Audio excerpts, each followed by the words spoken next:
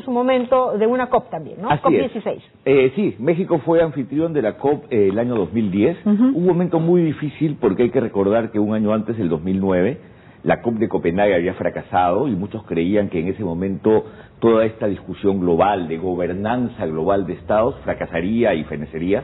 Pero México tuvo el gran mérito, con el liderazgo del presidente Calderón en ese entonces en el mandato, de rescatar este proceso y darle un nuevo impulso que luego se concretó el año siguiente en Durban, Sudáfrica, que planteó que el año 2015 debiéramos tener un nuevo acuerdo global vinculante, climático, que es lo que lleva a que hoy día Lima sea tan importante en esta COP que organiza del 1 al 12. Y efectivamente esta semana última organizamos la Semana de Lima, la Semana de Finanzas Climáticas de Lima, que es una etapa más de un proceso de discusión de uno de los temas centrales, que es el financiamiento climático. Financiamiento, Jennifer, que tiene que ver con muchas variables. En primer lugar, hace muchos años, en realidad, entre Copenhague y Cancún, en Cancún más específicamente, el mundo decidió formar el Fondo Verde del Clima. El Fondo Verde del Clima fundamentalmente debe crearse con el aporte que los países desarrollados hacen al mismo para acciones de mitigación y adaptación. El ofrecimiento de los países desarrollados, concretado en Cancún hace ya algunos años, es que a partir del año 2020 van a haber 100.000 millones de dólares anuales para financiamiento climático. Estamos hablando de una suma importante.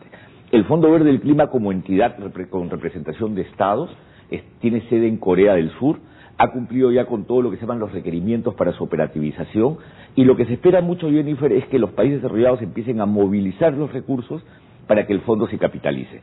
Ese fue uno de los temas de discusión. Pero sin extenderme mucho, uno de los temas que también es materia de discusión es cómo los recursos privados y los mecanismos privados ayudan y contribuyen a lo que son las finanzas para el clima. Ahora, justamente en relación a eso, escuchábamos pues al propio ministro de Economía, Luis Miguel Castilla, decir de que el tema no solamente iba a ir por el lado de la función pública que tenga el Estado, ¿no?, sino también esas alianzas privado-públicas. Así es, porque hay que tener en cuenta que cuando hablamos de cambio climático hablamos de mitigación, y eventualmente los dineros de los países desarrollados para mitigación van a ser fundamentales. Pero también hablamos de un conjunto de otras acciones que también se vinculan a la adaptación. Y cuando hablamos de ello, ahí tienes, por ejemplo, todo el tema de los seguros. O cuando hablas de responsabilidad empresarial, hablamos de los fondos verdes. Ya hoy día se habla de fondos verdes en función a la responsabilidad empresarial con un comportamiento climático adecuado. Tiene que ver con cómo las empresas empiezan a cambiar sus enfoques, incorporan tecnologías limpias y en esta incorporación disminuyen emisiones y esto genera una rentabilidad porque hay un consumidor responsable que está interesado en este tipo de compañías. Ahora, ¿pero es rentable ser una empresa amigable con el Absolutamente, y no solamente... Pero hay empresas en el Perú que ya están apostando cada vez más a ser responsables y amigables. Definitivamente, más aún cuando lo que haces es incorporar tecnologías más limpias o fuentes energéticas que son de menos emisiones. Cuando uno piensa en gas natural, definitivamente utilizar gas natural para prender una terma es más eficiente en emisiones que estar utilizando electricidad. Yo hace poco estuve en APM Terminals y me pareció valioso el hecho que las grúas que ellos están poniendo para carga y descarga de container ya no sean a diésel, sino que sean a electricidad. Y eso hace que las emisiones se reduzcan un tercio. La inversión es más alta, la recuperación, las emisiones de carbono un décimo de las emisiones que te genera una grúa a diésel. Entonces, ese tipo de prácticas de incorporar especialmente tecnología que quema menos combustibles o que no quema combustibles es siempre un buen paso. Ahora, y el consumidor responsable lo aprecia. Ahora, también existe un riesgo de que estas inversiones verdes de alguna manera tengan un retorno, una rentabilidad mucho más a largo plazo y de repente la rentabilidad no es tan alta como de repente las empresas. Yo creo que eso se podía pensar en el pasado, pero hoy día que el mundo está poniéndose de acuerdo en cómo quiere encaminar el desarrollo, en donde el tema financiero, los organismos multilaterales empiezan a poner nuevos condicionamientos, yo creo que la rentabilidad de este tipo de inversiones se va a dar más en el corto plazo que en lo que se suponía en el pasado. Porque hay que tener en cuenta que si tú tienes organismos que prestan, como el Banco Mundial, el Banco Interamericano, ellos empiezan ya a poner condicionamientos para que sus préstamos no vayan necesariamente a prácticas ambiental o climáticamente inadecuadas. Si ves que ya hay un mercado de reaseguros, si si ves que ya hay fondos como el Fondo Verde del Clima, si ves que ya existen estos fondos verdes, mercados de valores que se empiezan a incorporar en esta dinámica de los mercados, es obvio que en el tema de finanzas climáticas las cosas van a avanzar con más rapidez que lo que suponíamos en el pasado. Y ahora, en relación a las entidades financieras y los bancos ya en nuestro país, ¿ellos tienen manera de acceder a esos instrumentos financieros del mundo? Sí, pero no solo eso, es una muy buena noticia y no estoy seguro si ya se promulgó, está muy pronto a ser promulgado.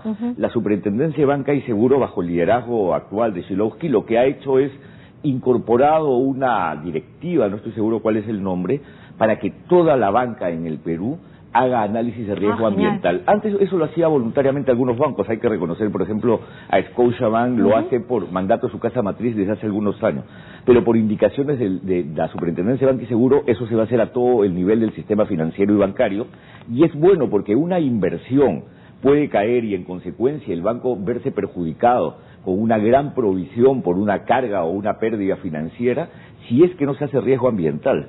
Porque muchos proyectos pueden caer por riesgo ambiental, porque el riesgo ambiental te puede llevar a una paralización de actividades o a un conflicto social. Entonces la idea de esta directiva es que se incorpore análisis de riesgo ambiental en los proyectos que son financiados por la banca peruana, y eso es un gran avance. Bueno, eso es importante, porque es un paso más de incluso las cosas que se van a pedir para hablar o para discutir en la próxima realización de la conferencia de las partes. Así es, cada elemento de cada entidad del Estado o cada entidad privada o cada propuesta de la sociedad civil es bienvenida porque aporta en el mismo sentido. Entonces el Estado establece directivas con políticas públicas, como por ejemplo la Estrategia Nacional de Cambio Climático que ahora está en discusión, que puede haber generado ciertas críticas, Jennifer, pero esas críticas hay que tener en cuenta que la estrategia anterior, que es del año 2003, es una estrategia que se da un contexto absolutamente distinto. Hoy día la Estrategia Nacional de Cambio Climático hay que verla, uno, en su lógica. Hagamos que a través de esta estrategia todos los sectores tengan planes estratégicos de cambio climático y los gobiernos regionales y locales. Y veamos la Estrategia Nacional de Cambio Climático también conjuntamente con la de diversidad biológica que está a punto de aprobarse, el Plan Estratégico de Bosques y Clima, todo lo que es el tema del programa de inversión forestal, la contribución nacional que tenemos que poner sobre la mesa con ocasión del debate climático y la estrategia de crecimiento verde. Es decir, lo que ocurrió en 2003, donde la estrategia de cambio climático jugaba sola, hoy día cambió. Hoy día es un conjunto de políticas del Estado que orientan comportamientos públicos y privados. Claro, ahora eso suena a muchas herramientas y justamente recuerdo ahora el último mensaje presidencial en la cual el presidente de la República decía que se iba a dar un mayor fomento e impulso al tema de las inversiones, ¿no?, para lograr nuevamente este crecimiento sostenido de nuestra macroeconomía.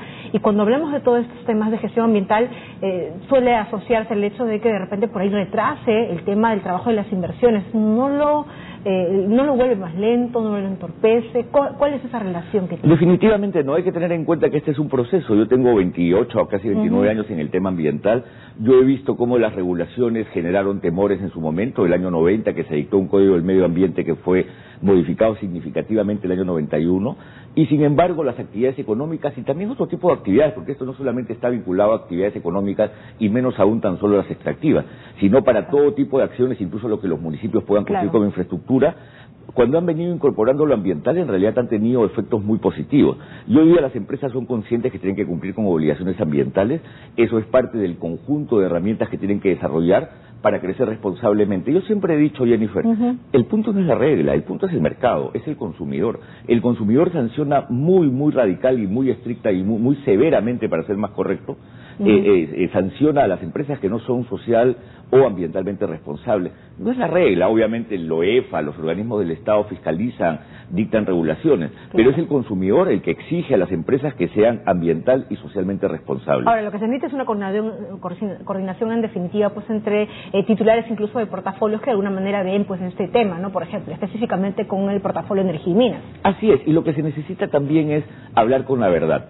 Yo lo digo honestamente, los televidentes pueden estar pensando ahora que se discute este tema del reglamento de hidrocarburos, que el Perú no tiene reglamento de hidrocarburos. Eso es falso. El primer reglamento ambiental de hidrocarburos se dictó el año 93. Y bajo ese reglamento, que era muy estricto, que exigía estudios de impacto ambiental detallados a todo, porque así era, se hizo Camisea. O sea, Camisea, con Pluspetrol y TGP, se desarrolló bajo ese reglamento. Ese se modificó el año 2006 porque Camisea dejó lecciones aprendidas y fue un reglamento bastante mejor desarrollado, con categorías dentro de la lógica del sistema de evaluación de impacto ambiental. Un descubrimiento como el de Perenco, que ha sido importantísimo, que ya mete crudo al oleoducto norperuano, se hizo bajo el reglamento que hoy día está vigente del 2006. Si queremos modificar el reglamento es porque siempre se puede modernizar, pero el hecho de que sigamos discutiendo no detiene en lo más mínimo las inversiones. Y te voy a poner un ejemplo de otro sector.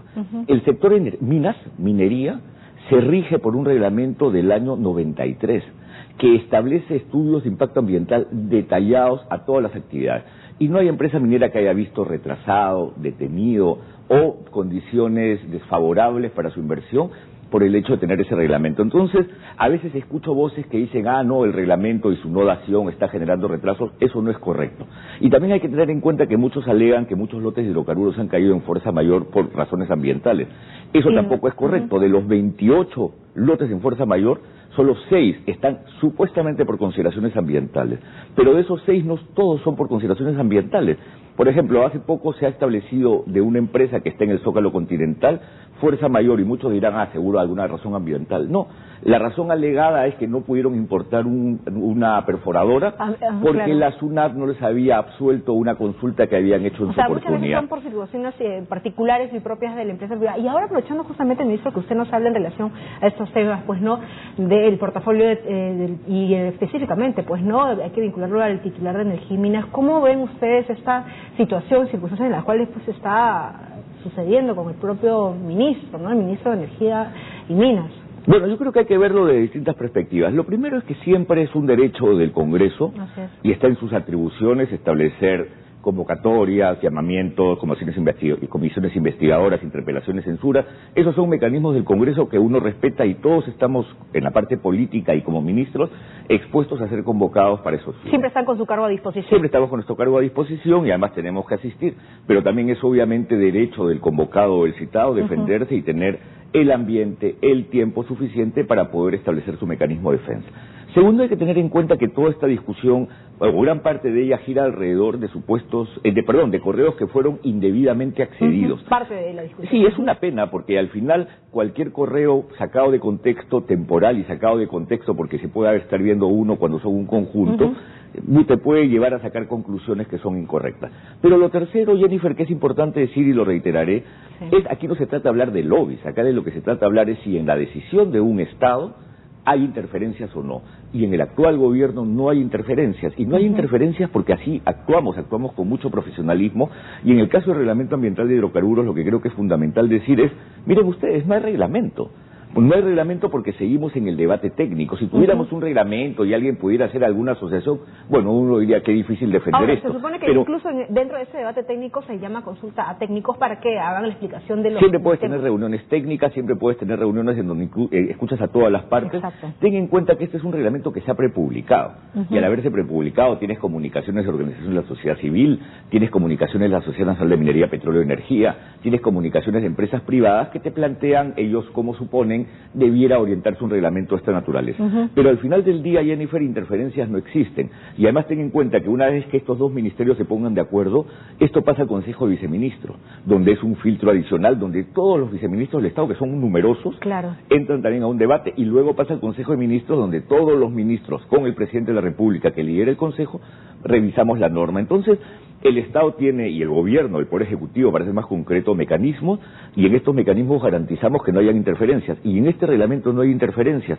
Y si hay demora es porque el debate técnico es un debate profundo, es un debate entre los organismos del Estado que tienen posiciones, y estas posiciones las vamos acercando y vamos conversando para lograr lo mejor para la opinión pública, lo mejor para el ciudadano, lo mejor para el bien colectivo, el bien común. En ese sentido esperemos pues que el ministro Madruga logre explicar con mayor precisión y claridad lo que ha estado pues ocurriendo en el interior del portafolio y que aclare todas esas circunstancias que, como usted bien ha dicho, ¿no? Cuando se sacan correos electrónicos o fragmentos de conversaciones pueden ser obviamente pues interpretados. Así es, yo creo que lo va a hacer y bueno, tiene todo el derecho de defenderse y hay que tener en cuenta la situación de que no existen interferencias y empezar a hablar un poco de todas aquellas cosas que nos deberían orientar a un país para que siga creciendo y un país donde todos los poderes del Estado trabajan hacia el mismo objetivo, con la misma visión. Y hay tantas cosas positivas que destacar, la organización de la conferencia climática, en el caso de mi sector, el Premio Nacional Ambiental. Y ya se viene Mistura también, ustedes van a tener una Mistura, donde nosotros tenemos una participación importante con un pabellón de diversidad biológica, el lema es diversidad, también biodiversidad y nutrición, y hace 2 días en Palacio de Gobierno ha habido en el patio de honor toda una actividad que es como que el respaldo político al tema de la gastronomía, porque cuando tú combinas gastronomía, cultura, nutrición, son elementos fundamentales para integrar a nuestra sociedad y darle una mirada de futuro. Una serie de hechos conexos que el círculo virtuoso mejora. Ministro, agradecemos mucho. Siempre se queda cortísimo el tiempo. Muchas gracias, Jennifer. Es un gusto. Para una próxima oportunidad conversaremos más en relación a las actividades que quedan pendientes en su portafolio. Gracias, Jennifer. Muchas gracias. Seguimos con más.